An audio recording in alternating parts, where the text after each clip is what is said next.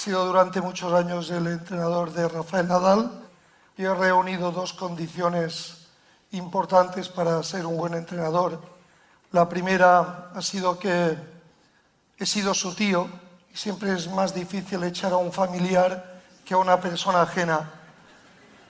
Y lo segundo es que como nosotros somos medio catalanes, yo he sido el entrenador más barato del circuito y eso también cuenta. Por esta razón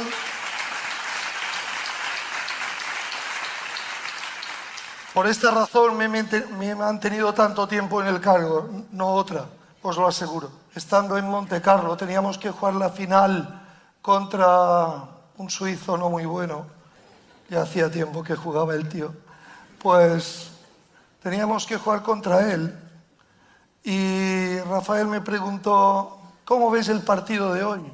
Yo le dije, ¿cómo lo veo? Pues lo veo complicado. Federer tiene el drive mejor que el tuyo, el revés es también mejor que el tuyo, la volea es mucho mejor que la tuya y cuando fui a decirle, y en el saque no hay color, me dijo, para. Vaya moral que me das para salir a la pista. Yo le dije, si quieres te puedo engañar, pero dentro de un rato no te va a engañar Federer, más vale que sepas a lo que te tienes que enfrentar. A partir de aquí vayamos a buscar soluciones. Esta ha sido mi forma de entender, o una parte de mi forma de entender el entrenamiento. Aceptar la realidad, una cosa bastante complicada hoy en día. Hoy en día parece ser que tenemos que dar siempre mensajes a los nuestros de mensajes positivos.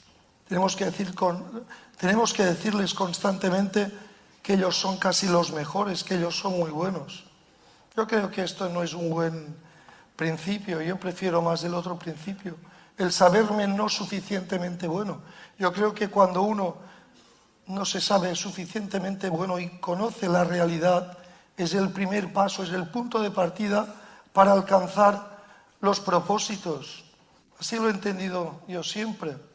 Yo he rehuido siempre de una sobrevaloración de los chicos a los que entrenaba, sobre todo de Rafael, porque era evidentemente mi sobrino y podía hacerlo. Yo recuerdo que añadí, cuando después de contarle eso, le dije, bueno, si tú eres capaz de jugar cada punto como si fuera el último, si eres capaz de jugar este partido como si te fuera la vida en ello, si pones en definitiva más ilusión que él y estás dispuesto a correr más que él, yo creo que tendrás muchas opciones de victoria. Yo siempre he creído en las opciones de victoria, aunque a veces la verdad es que no ha salido muy bien.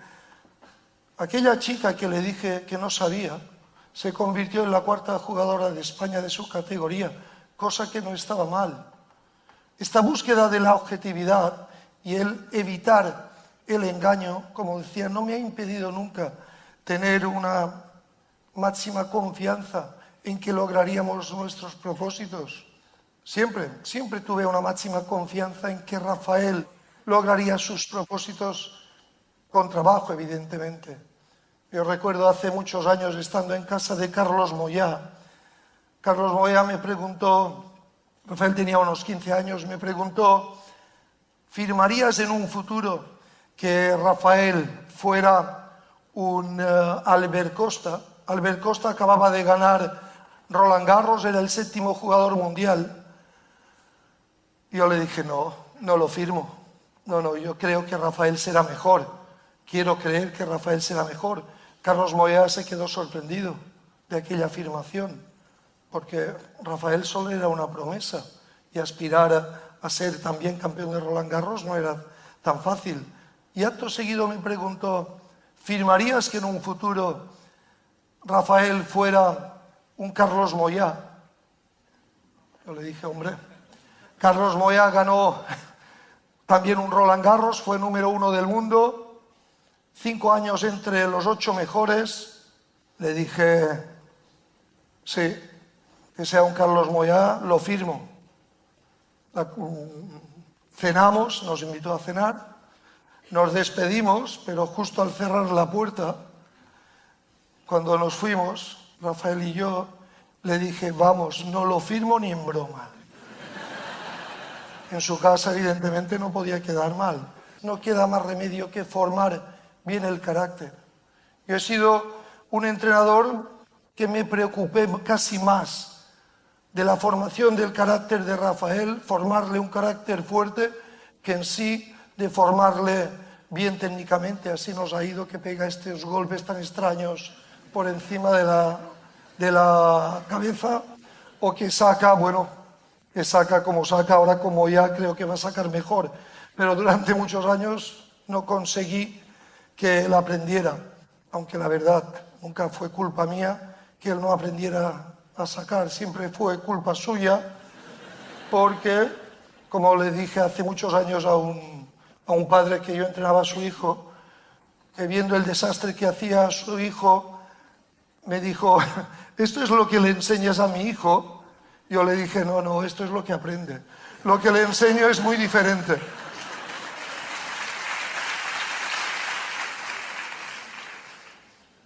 A mí nunca me ha gustado asumir la responsabilidad, por eso, desde muy pequeño yo le hice asumir la responsabilidad a Rafael. Yo tengo fama de ser un entrenador exigente, lo he sido en gran medida. He sido un entrenador duro. Yo no creo en la dureza como fin, sino que creo en la dureza como medio. Yo he sido un entrenador exigente porque sentía una gran estimación, una gran estima por mi sobrino. Yo nunca hubiera sido exigente con alguien que no pudiera soportar la dureza o que no pudiera soportar tal exigencia, pero yo nunca sería exigente con alguien por el que no siento un gran aprecio, por alguien que no siento una gran estima. Como yo quería el bien principal de mi sobrino, yo fui muy exigente. Yo creo que esto es una condición principal. Y para ser exigente, bueno, yo esta exigencia intenté siempre que deviniera en una autoexigencia. Uno no puede estar estirando constantemente a su jugador, en mi caso, o a cualquiera que tú entrenes en cualquier actividad. Por eso yo intenté siempre que Rafael sintiera él mismo la responsabilidad. Creo que él la asumió. Mira, hace muchos años yo le acompañé a un circuito, a un torneo, junto con otro jugador. Le acompañé y recuerdo que les pusieron el partido a la misma hora que otro jugador que también acompañaba. Yo veía jugar a mi sobrino allí a lo lejos. Mi sobrino hacía un completo desastre. Perdía 5-0 con un chico no muy bueno. En estos momentos llegó un amigo mío, exjugador, y me dijo, oye, creo que tu sobrino está jugando con una raqueta rota. Los que hayan jugado alguna vez a tenis, con el marco roto es prácticamente imposible jugar, las pelotas se van siempre fuera, menos dentro de la pista se van todas fuera. Me acerqué a la pista de Rafael y le dije, oye, la raqueta está rota. Creo que la raqueta está rota, y el tipo hizo así. Joder, sí, está rota. La cambió. Bueno, la cambió, el panorama cambió, pero al final perdió 6-0, 7-5. Y yo, cuando acabó el partido, me acerqué a él y le dije, ¿tú me puedes decir que un chico, él tenía 15 años creo, ¿tú me puedes decir que un chico, después de tantos años de jugar, no sabe ver cuando una raqueta está rota? Y su contestación fue muy clara. Me dijo, mira, estoy tan acostumbrado a tener siempre la culpa yo, que para nada me hubiera imaginado que fuera la raqueta la que me hacía perder.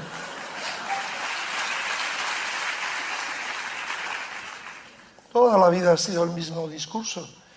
Pocas veces. Yo creo que es necesario un sentido de autocrítica. Es muy difícil avanzar, mejorar, si tú no tienes un buen sentido de autocrítica. Yo he intentado que él siempre la tuviera. Yo he procurado que nunca me diera justificaciones, ni a derrotas, ni a nada de lo que pasaba. Es demasiado fácil justificarse constantemente. A mí me pidieron que en la academia pusiera algunas frases para motivar a los chicos. No sé si los motivé o los desanimé. Pero recuerdo, una de las frases que puse fue, nunca una excusa nos hizo ganar un partido. Y es la realidad. Hace años estábamos en el US Open Y en aquella edición las bolas no le cogían efecto a Rafael. Estábamos jugando y era un desastre. Cada día cuando íbamos a entrenar, estas bolas no me dan bien, no me cogen efecto. Curioso, le decía yo, hombre. Bueno, al día siguiente otra vez lo mismo, a mí me molesta mucho las excusas. Ganó su primer partido, el segundo, el tercero, pero ya cansado de escucharle le dije, oye, lo que tienes que hacer es perder. Perder y en Mallorca las bolas te cogerán efecto. Me hizo caso, perdió. Perdió, lo que él no se fue a Mallorca, él se fue a Pekín y yo me fui a Mallorca y después nos reunimos otra vez en Nápoles. Curiosamente en Pekín ganó el torneo siguiente, le ganó a todo el mundo, le ganó al número 3 del mundo, al número 5, jugó un gran torneo, yo lo vi por la tele, yo sabía con las bolas que jugaba y jugaba con las mismas del US Open. Le dije, joder, cuando me reuní con él le dije, por cierto, en Pekín, ¿con qué bolas jugabas? Y él medio avergonzado me dijo, no, con las Wilson. Ah, allí en Pekín cogen efecto. En Nueva York no, y en Pekín cogen efecto. Lo mismo siempre es igual. Ahora estaba en Australia y cuando jugó su cuarto partido y no jugó demasiado bien, yo le dije, me llamó después del partido, le dije, oye, no has jugado demasiado bien. Y lo primero que me dijo fue, es que hacía mucho calor. Se ve que solo hacía calor en media pista, porque en la otra, el otro sí que jugó muy bien.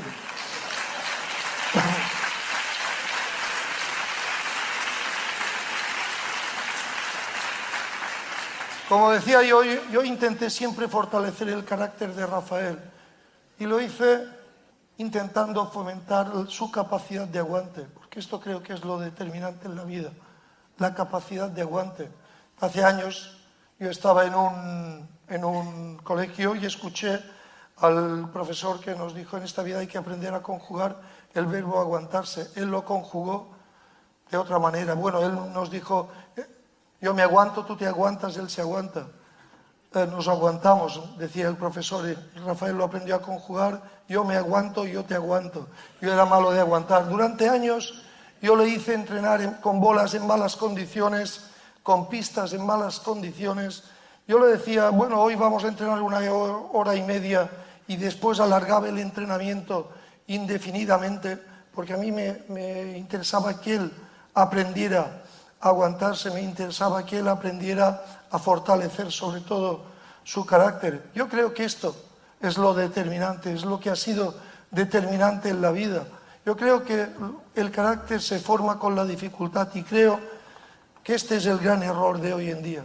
Hoy en día resulta que los chicos teniendo muchas más cosas, teniendo toda una tecnología detrás, resulta que teniendo nutricionistas, teniendo estudios biomecánicos, estudios audiovisuales, te analizan los golpes, estadísticas que te dicen lo que tienes que hacer, resulta que a la gente le cuesta mucho más mejorar.